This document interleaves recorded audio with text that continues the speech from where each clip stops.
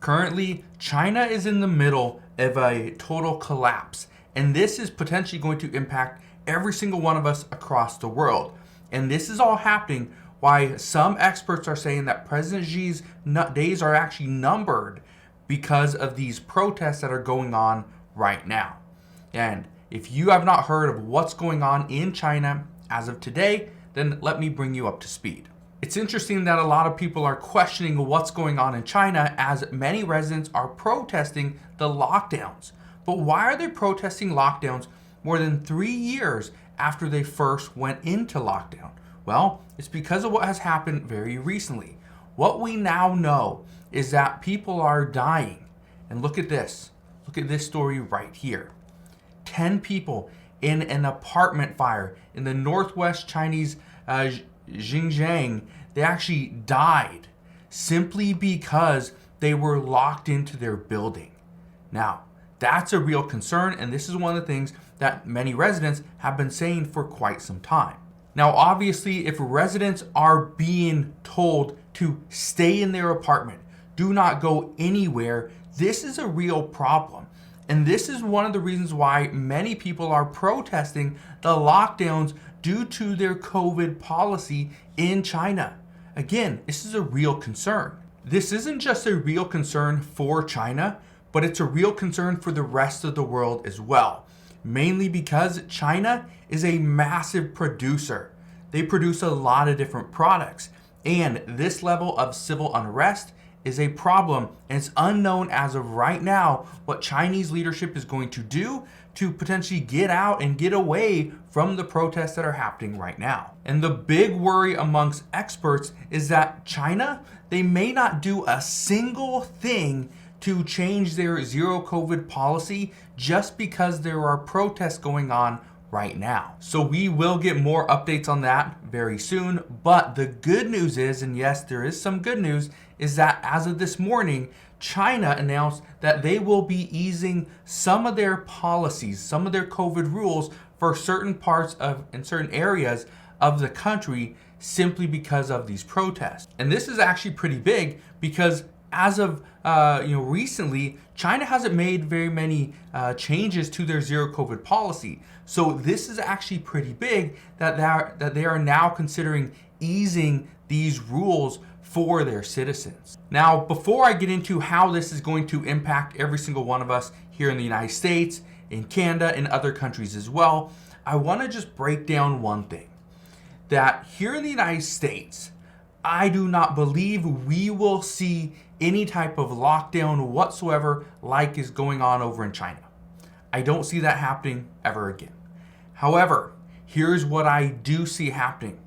The United States is going to be impacted because of what's going on in China. As residents are being told to stay locked down, this means that manufacturing is going to come to a halt. This means shipping is going to come to a halt. We have seen here in the United States, our supply chain has been getting back on track. However, one big issue is all those Connex boxes, all those shipping containers. They're still sitting here in the United States. Why? Well, we do not have time to send them back. Also, why send them back to a country like China who is not going to be able to fill them because they're on constant lockdowns? That's a major concern. So even though we have been getting back on track as far as our supply chain is concerned, one of the other problems and one of the reasons for this is the demand from consumers has actually dropped. So we are not buying as much product as we used to. That's good news for China, but that's bad news for the US economy. But let's get into how these lockdowns and these protests in China are actually going to impact every single one of us. Now, did you know that the US imports the bulk of our medicine from China? Yeah, 80% of our APIs, those are our active pharmaceutical ingredients. We have 80% of our ingredients are coming from China. Yeah, the United States doesn't manufacture or produce these. They are coming from China. 95% of ibuprofen is imported from China.